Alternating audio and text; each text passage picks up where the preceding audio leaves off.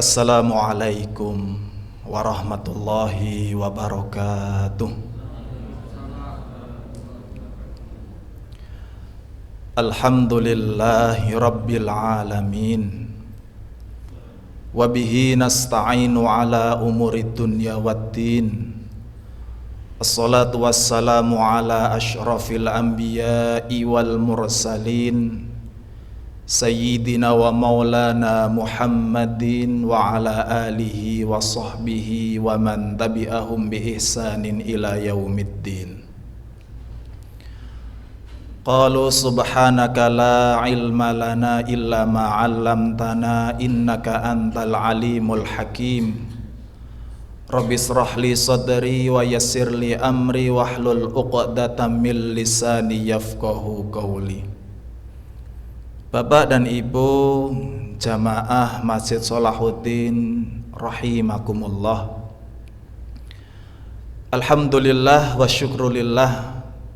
Marilah kita senantiasa untuk memuji syukur kehadirat Allah Subhanahu wa ta'ala atas limpahan rahmat dari Allah Subhanahu wa ta'ala. Kita masih dapat bersama-sama diberikan kaki yang ringan untuk melangkahkan kaki kita menuju rumah Allah untuk sholat berjamaah. Itu merupakan salah satu kenikmatan yang agung, kenikmatan yang besar, dan marilah kita senantiasa bersyukur kepada Allah. Apalagi kita juga masih diberi kesempatan untuk bertemu dengan bulan yang penuh keberkahan, bulan yang penuh dengan kemuliaan, bulan yang penuh dengan pahala, bulan yang penuh dengan ampunan dari Allah Subhanahu wa ta'ala, yakni bulan Ramadan. Tak lupa sholawat dan salam semoga senantiasa tercurah dan terlimpah kepada baginda Rasulullah Muhammad sallallahu alaihi wasallam beserta para keluarganya, para sahabatnya, dan seluruh umatnya, termasuk kita semua.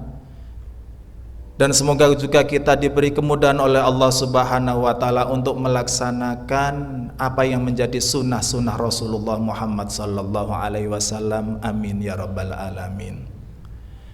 Bapak Ibu hadirin rahimakumullah. Tanpa terasa mungkin Idul Fitri tinggal beberapa hari lagi. Mungkin ada teman-teman kerja kita yang sudah ambil cuti mulai hari ini.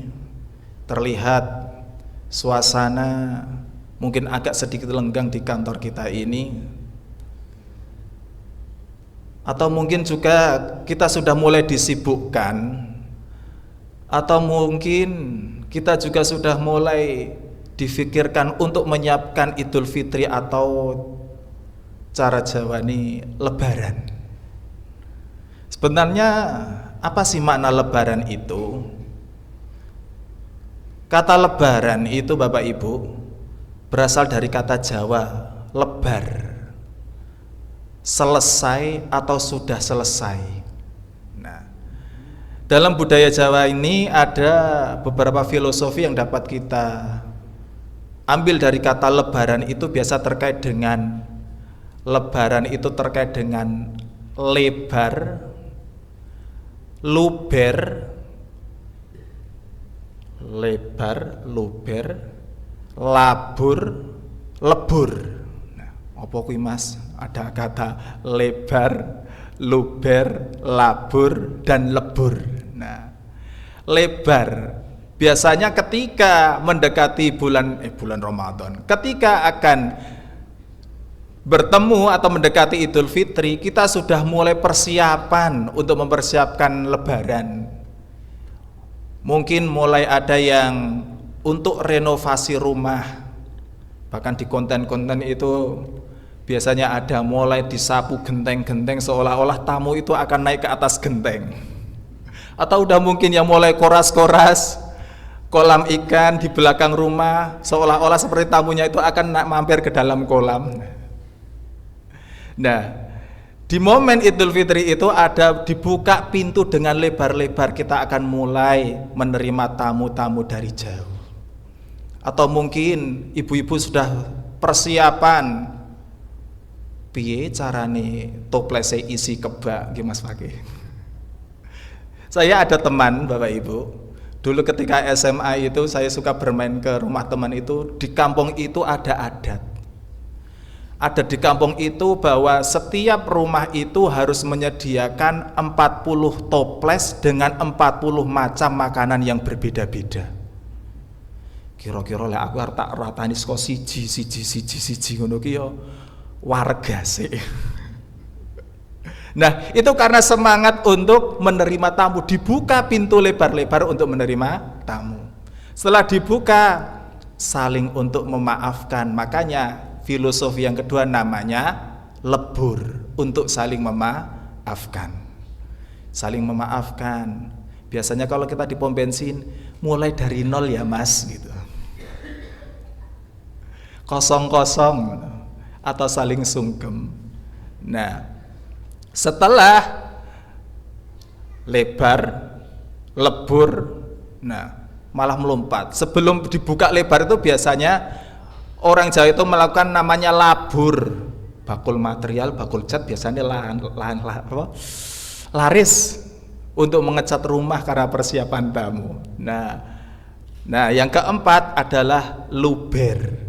Biasanya semangat untuk saling berbagi. Di bulan Idul Fitri, sebelum Idul Fitri itu biasanya semakin banyak. Tidak lupa yang sudah hartanya sudah mencapai nisab untuk mengeluarkan zakat malnya. Bapak Ibu hadir rahimakumullah. Sebetulnya bukan itu yang akan saya sampaikan, itu hanya sebagai pengantar Bapak Ibu. Tema yang saya ambil pada siang hari ini adalah bagaimana kita menjaga ruh Ramadan di luar bulan Ramadan. Bagaimana kita akan menjaga semangat kita yang dilaksanakan di bulan Ramadan untuk melakukan amal soleh bisa tetap terlaksana di luar Ramadan. Kok wis setengah siji? Ternyata Bapak Ibu hadir rahimakumullah. Mungkin kita ketika di luar Ramadan, berbicara ketika di bulan Ramadan ini kita merasa, pribadi diri kita ini masing-masing saling merasa bahwa semangat untuk melakukan amal kebaikan, amal soleh sangat tinggi. Nggih napa mboten? Biasanya semangat untuk melakukan amal kebaikan di bulan Ramadan ini amat tinggi. Dan sebaliknya Bapak Ibu, untuk melakukan kemaksiatan menurun drastis. Kita mampu untuk menjaga pandangan kita, lisan kita, karena di bulan Ramadan ini biasanya di luar Ramadan kita sangat berat untuk bangun di waktu subuh. Sudah menjadi kebiasaan mungkin kita di luar Ramadan bangun ketika adzan subuh. Tetapi di bulan Ramadan ini kita pun terbukti untuk mampu bangun lebih awal. Jam 3 pagi udah siap, setengah 4 untuk persiapan makan sahur. Terutama ibu-ibu lebih awal lagi biasanya untuk persiapan keluarganya agar bisa sahur, menikmati hidangan. Untuk persiapan puasa kita mampu. Atau mungkin di luar Ramadan kita pun terasa berat untuk melaksanakan 2 rakaat sholat subuh berangkat ke masjid. Tetapi di bulan Ramadan ini Bapak Ibu kita pun ternyata mampu sholat tarawih 11 rakaat, bahkan mungkin ada yang 23 rakaat dengan bacaan yang panjang-panjang. Kita mampu, ternyata kita mampu Bapak Ibu.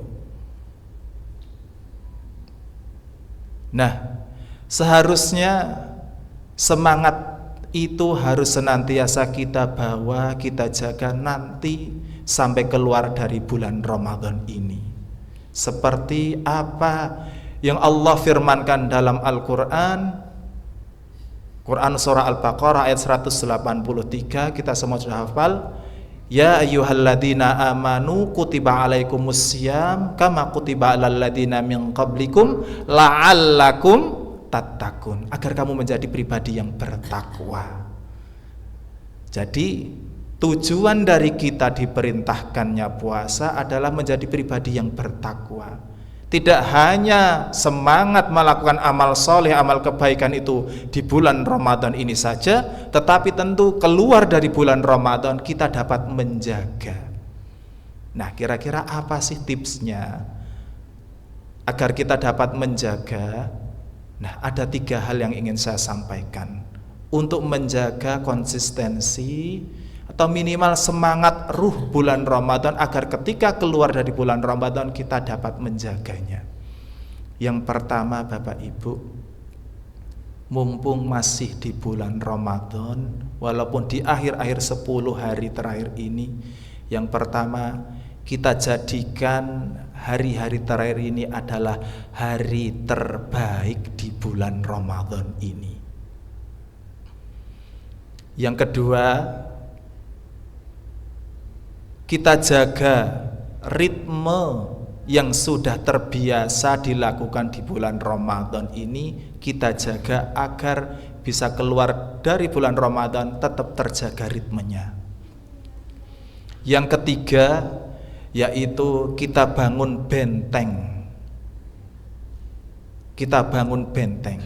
Nah, penjelasannya yang pertama, Bapak Ibu, kita jadikan hari-hari terakhir dari bulan Ramadan ini menjadi Ramadan yang terbaik.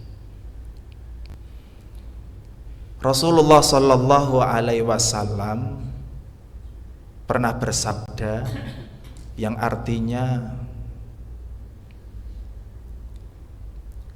sesungguhnya amal dihitung pada akhirnya.